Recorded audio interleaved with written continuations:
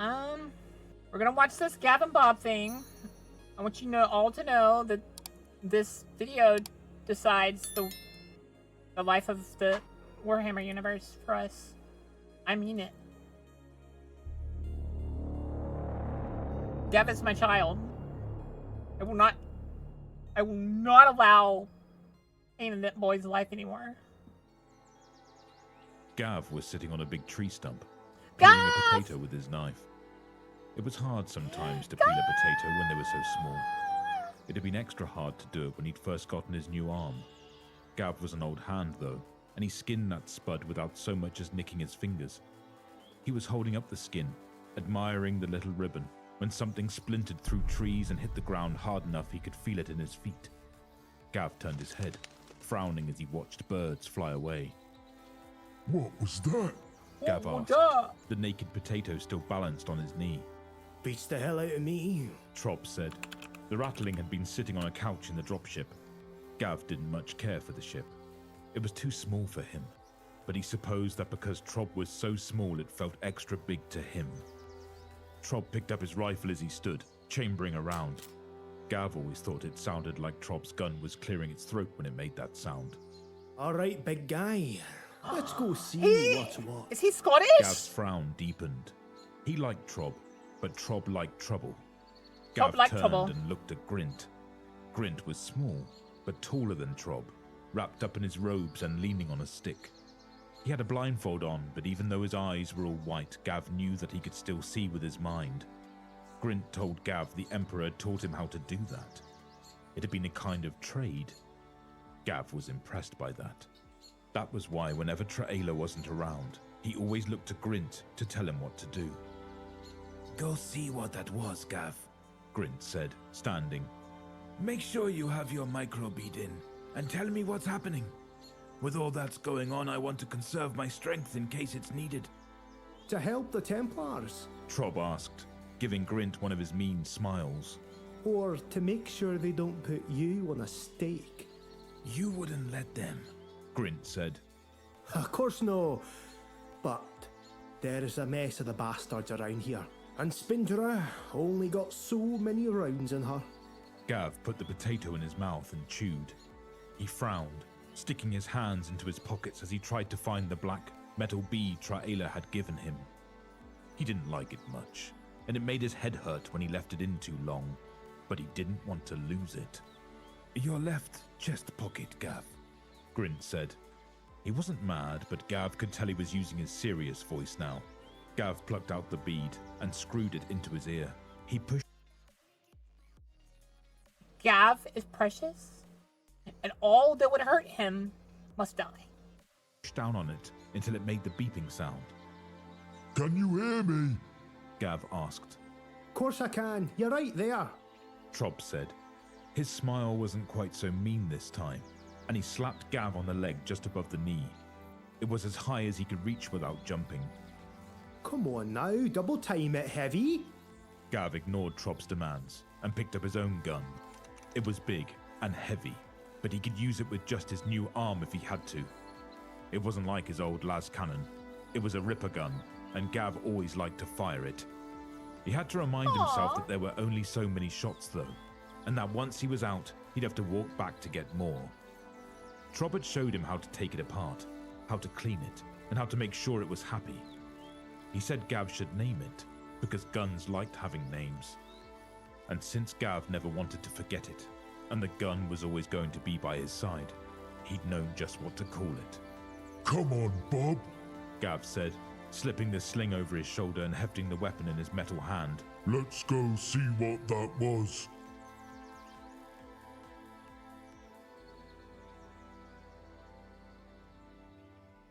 Gav walked into the trees with Trob at his side, but after maybe a dozen steps the rattling just disappeared. Gav didn't look for him.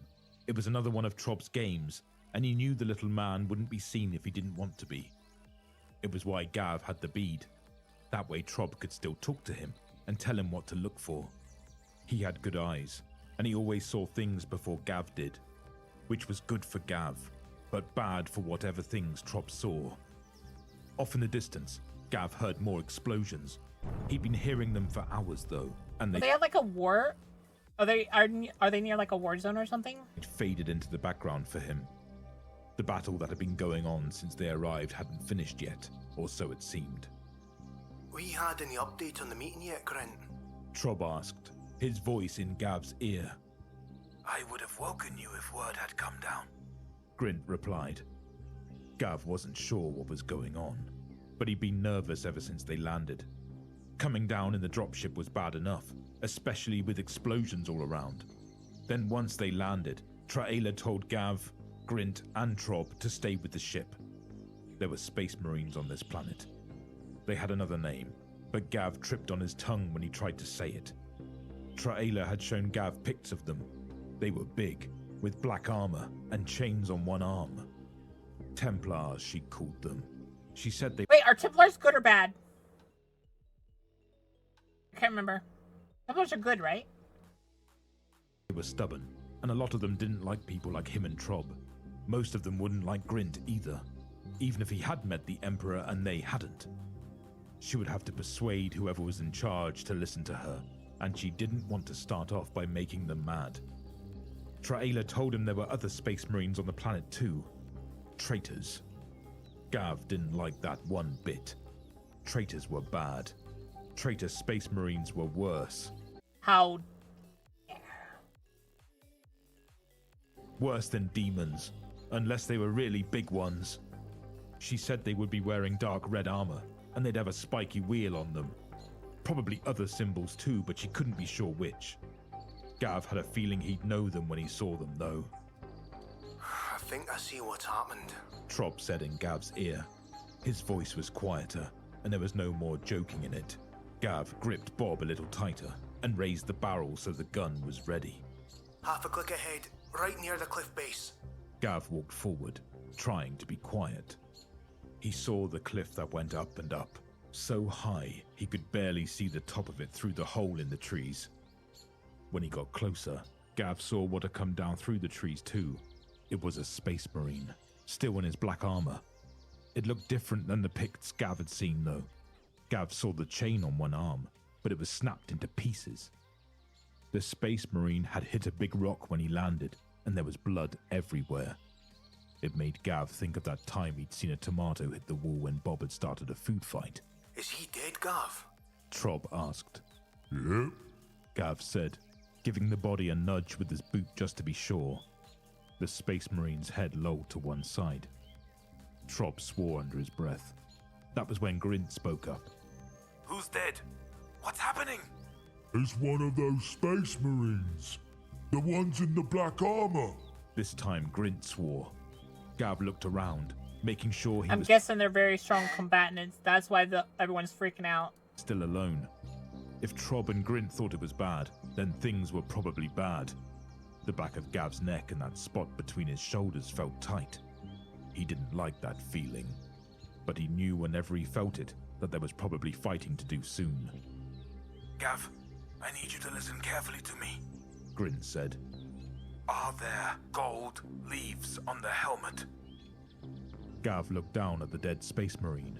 He nodded, and then reminded himself that Grint couldn't see him when he was this far away. Yep. His armor. Are there prayer seals and words carved onto it? This time Gav remembered. Uh-huh. Lots of them. Grint and Trob were both silent for a bit. Then they started talking back and forth. Gav tried to follow the conversation, but he quickly got lost.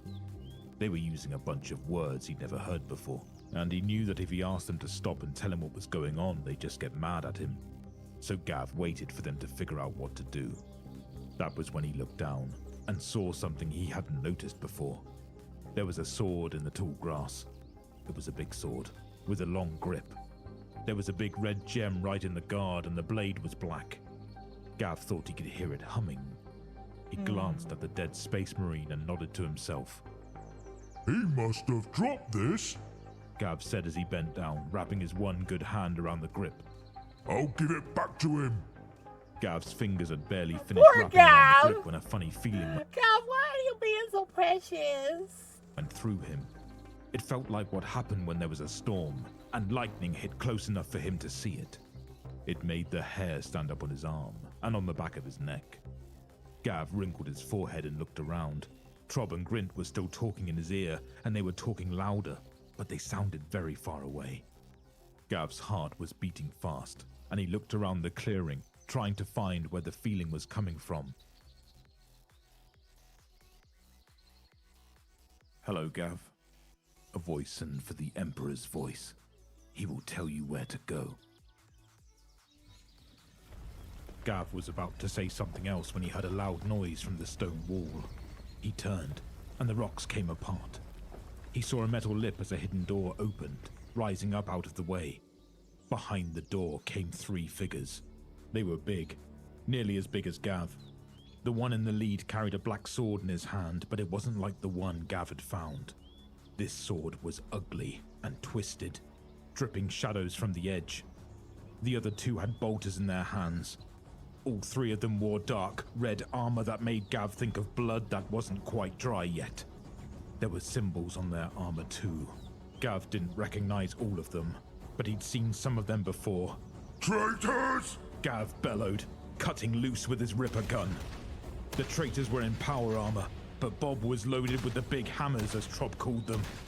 Gav wasn't a very good shot, but the Space Marines were close, and they didn't have time to get out of the way. The one in front had his sword up, and it seemed to push the bullets out of the way. The 2 behind him weren't so lucky, though. One of them staggered as his knee exploded.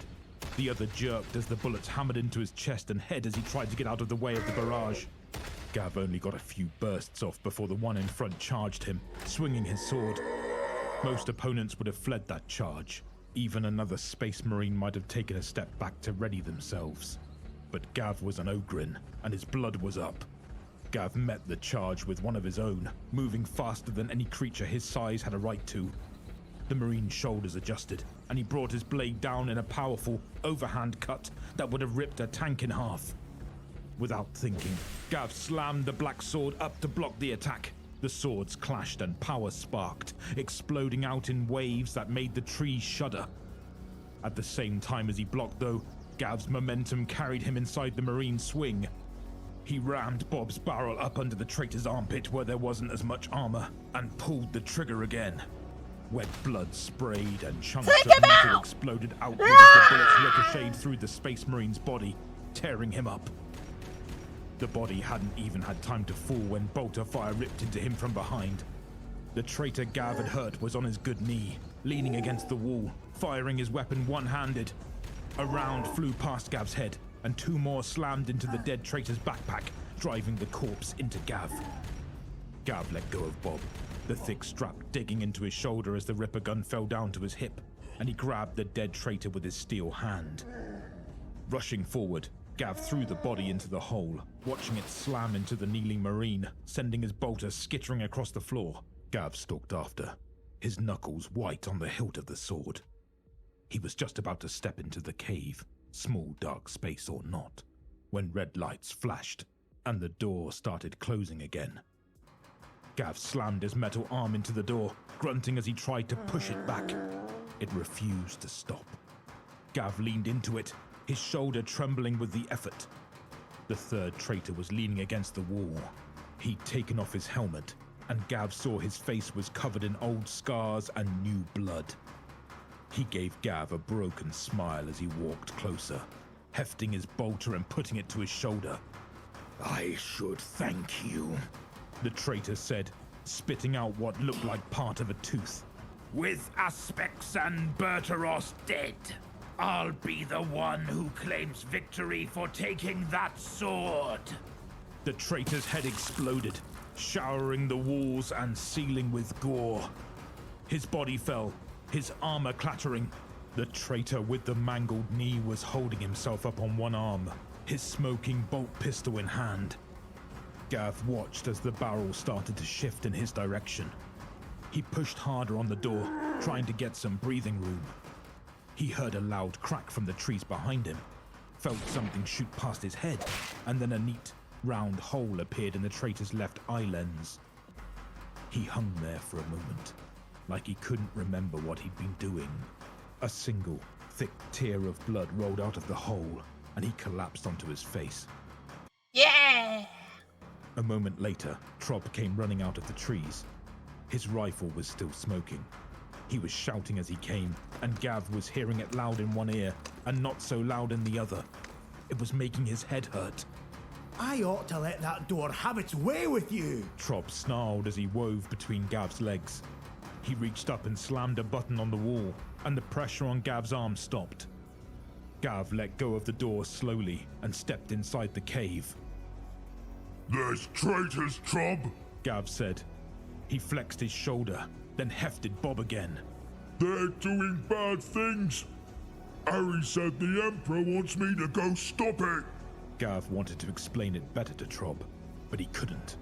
The feelings inside him were a lot like Ogren's themselves, big and powerful. Trying to make those feelings squeeze down into words was like trying to get Gav's tribe to get into the small armored carriers. He might have been able to do it if he had the time to sit and think about it. He knew he didn't have that time, though. The sword was pulling at him, not at his arm, but at his brain. He had to go. The Emperor had told him what to do, and it was his job to do it. Gav turned and walked deeper into the tunnel that led into the mountain. Oh, Grint, make this all make sense to me before I lose what little calm I've got left. Trob said, following along in Gav's wake. What's happening? Grint asked. He was out of breath. It sounded like he was running. Trob barely broke stride as he brought his rifle up and fired around Gav's hip, catching a man in defaced guardsman armor full in the face and splattering his grenade he threw until it was too late. Boom, boom. Gav! Trob said, coughing through the smoke and shouting over the alarms that were blaring from the walls. He scavenged the wreck of the corpses, snatching a las rifle, spare charge mags, and palming a few more grenades. I've got this funny feeling that they know we're coming. Good. Gav said. He let go of Bob, put one foot on the axle of the cannon wagon, and pulled. Metal screamed, and rivets popped as he pulled off one half of the shield the gunner had stood behind. It was a big slab of metal, and Gav gave it a good thump with the sword's pommel to feel its weight. He shifted his grip on the heavy steel ring welded to the armored plate until he held it like a shield. Gav glanced up and saw Ari standing near a stairwell. His eyes were empty pits of light, and the commissar was waving him on. Trob didn't seem to see him. Gav frowned and readjusted his grip on the black sword. I'm coming, Harry! I'm coming! You got us, For Gav! you! For the Emperor! For the Emperor! It wasn't long before the resistance stiffened. The traitors had all been facing the other way, focusing on the battle going on up at the top of the cliff. But now they were forming up into... Gav stepped into a place that used to be beautiful. There were big columns of stone, and the floors were shiny from where they'd been polished. Statues watched the place. They looked like space marines, but they were covered with old blood or smashed to pieces. It felt like it had been a church a long time ago, but then the traitors had ruined it, just like they always did. Outside, Gav could hear shouting and the sound of bolter fire. He heard demon roars too. Gav raised what was left of his shield and wiped blood and sweat off his face. His scalp was torn from where a piece of shrapnel had grazed his skull, and he had a nasty burn along his bicep. His armor and shield were hammered nearly to scrap. One or two lucky shots had punched into his muscles, and he was battered and bruised from head to toe. Gav knew he should be in pain. Gav stalked toward the archway. It was so big he didn't have any trouble walking through it. There wasn't a room like he'd expected, though. Instead, it was a big stone patio that went right up to the cliff's edge. Half a dozen men stood in a circle chanting those words that hurt Gav's head. The sun was setting, and the red light was right in his eyes, but Gav saw there were 4 Marines in dark red armor standing guard at the corners. They raised their weapons when they saw Gav, but before any of them could fire, a voice boomed out so loud it even drowned out the chanters. No! That voice Merry said, Christmas. Where is Colette Shiniest Share? Mine! Something Gav thought was a statue turned and looked at him. It was a space marine, but he was bigger than all the others Gav had ever seen. He was even bigger than Gav. He wore heavy armor that seemed to breathe like skin instead of metal. The eyes in his helmet glowed bright red, but the light in them wasn't right. The light should have been steady like a lamp. Instead, it looked like there was fire burning inside the big Marine's helmet. The armor was covered in spikes, horns, and symbols that hurt Gav's eyes to look at. There was also some kind of humming crown over the top of his helmet, with gems sticking out of it. The big Marine faced him and started walking closer. As he moved, Gav saw there were tears in his armor. Some of them leaked black fluid. Some sparked and screamed as he walked. The sword thrummed in Gav's hand, like it was trying to growl at the big Marine. I will give you this one chance, simple creature, for you know not the role you play here. Relinquish that blade to me and you may walk away. Refuse, and I will take it from your corpse. Gav didn't respond with words. He leapt forward, gripping the sword's hilt with both hands as he brought it down in a vicious overhand blow. The Marine moved a split second before Gav did, bringing his power claw around in an arc. He didn't attempt to block Gav's blow, but instead he struck the flat of the blade as it passed. The force of it made Gav stumble, but he leaned into it, turning himself and rolling. Electricity crackled where he'd been standing and the Marine growled. He took another step, trying to bring his claw back around, but Gav was back on his feet. He struck out at the claw and sparks flew. Oh, Gav! The Marine tried to bring his other hand around to grab him, but Gav managed to slip his grip, ramming his shoulder up into the Marine's arm. Gav fought hard, but every time he managed to bring the sword around, the Marine was already there, ready to block him. Gav caught a fist in his side, and he felt his armor splinter, the ribs underneath breaking. No! Gav stumbled back, breathing hard. Wind blew against the back of his neck, and he knew the edge of the cliff wasn't far away. The Marine stood there watching him. The chanting rose, and Gav risked a glance over at the men in robes standing in a circle. The big Marine laughed. The time for play is at an end, he rumbled through his vox. The rite will soon be over, and at the appropriate moment I will break that sword.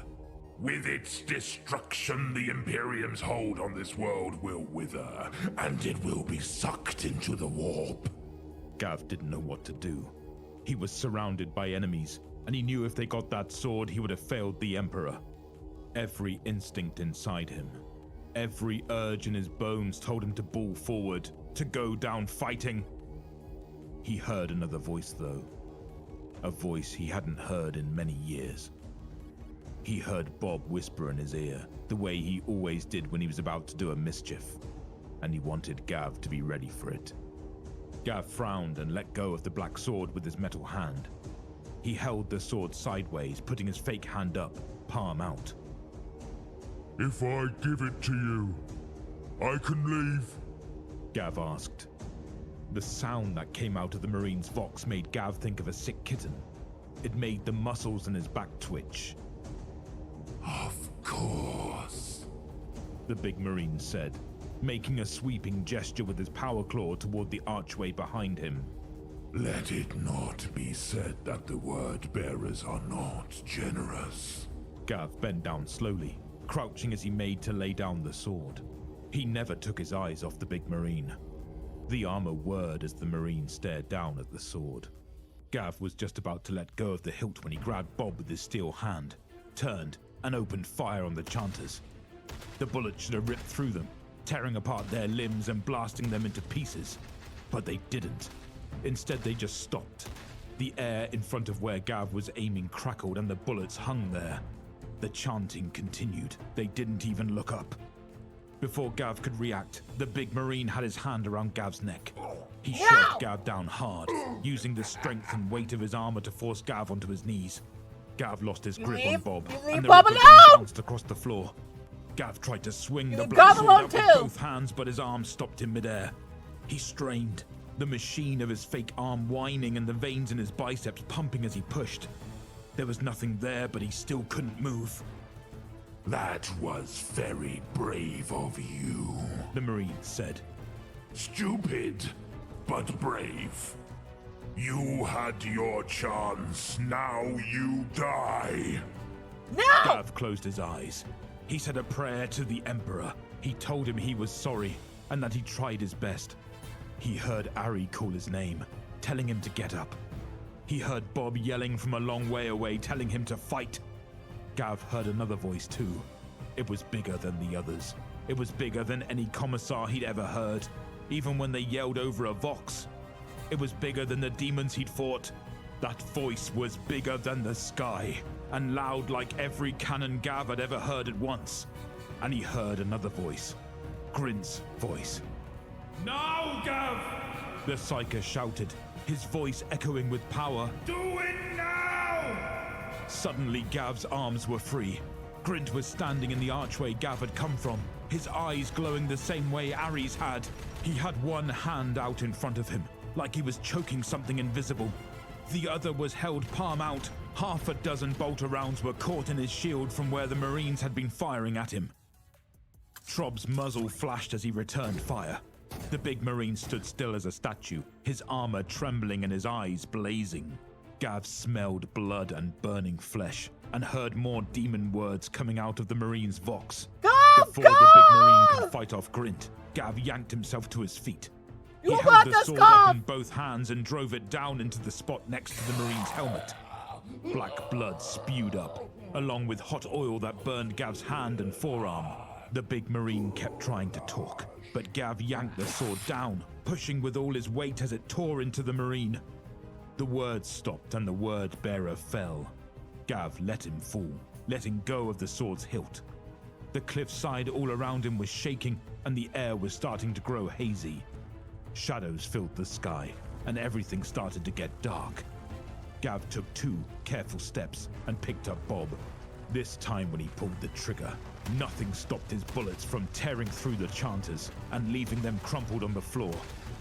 At first, Gav thought he hadn't been fast enough, but the shaking subsided and the shadows began to disperse.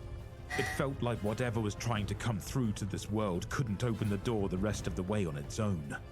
There was a scream that made Gav put his hands over his ears as something tried to force its way in, but was pushed back to wherever it had come from. The sun came back out, and even the wind died down. Gav looked around. All the Marines in red armor were slumped on the ground, unmoving. The candles that had been lit had all gone out. The voices he'd heard, good and bad, were gone now. Trob was going from body to body, giving each an extra round from his stolen hotshot just to make sure they weren't faking.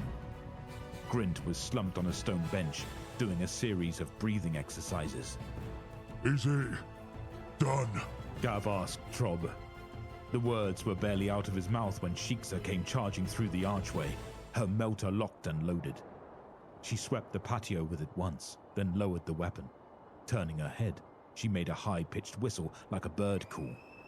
A moment later, Traela strode through the doorway. She had a power sword in her hand, but she deactivated it when she saw what lay in front of her. Gav smiled and waved.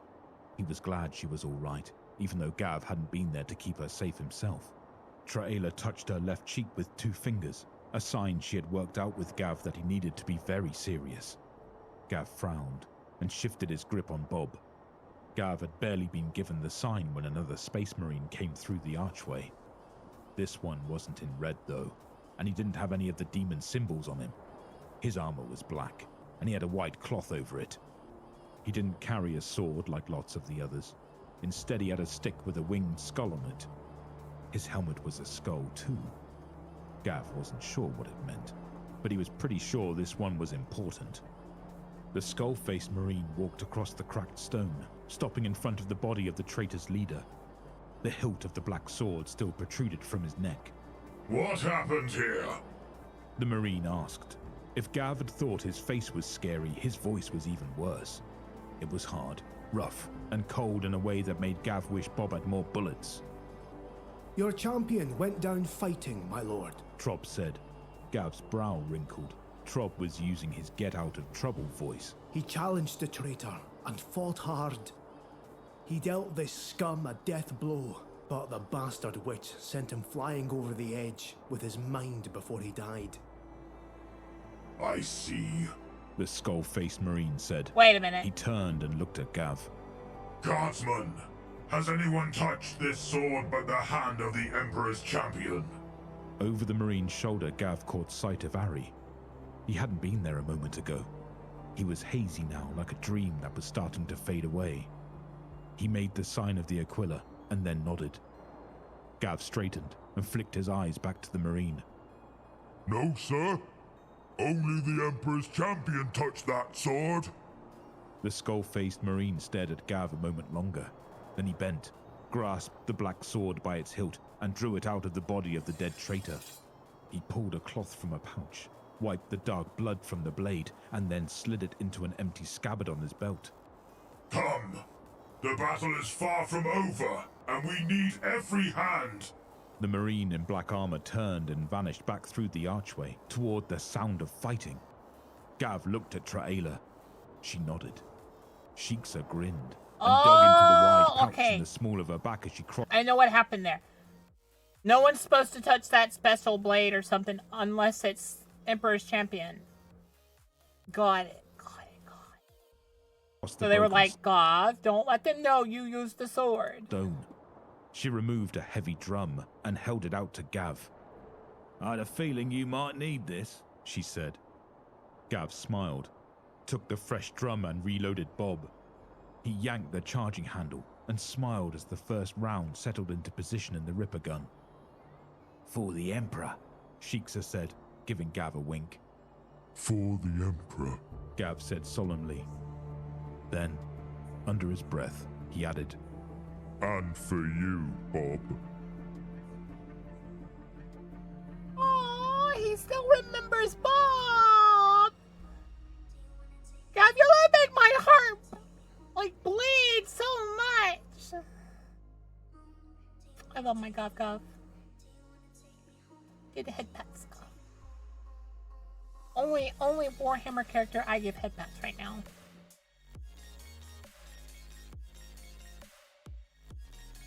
I like Gov. I want you all to know, Warhammer lives and dies by Gov.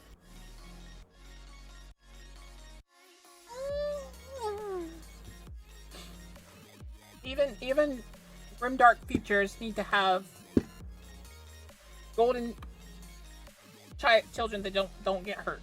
Well, they get hurt, but they keep on going and they don't die. Oh yeah, that was the Emperor that said that. It was for Bob. Can I put a Boka clip here on the chat? No. Only in Discord. You know that, Lucy. Mostly because I don't know how to approve it. Alright, I'll be right back. I'm gonna get snacks. So we play some games. Love it, Mom's gift arrived Christmas Day. I can't let her see it, though, until Dad's gift arrives. Because they're the same gift, technically, but, you know, they have, like, different stuff on them.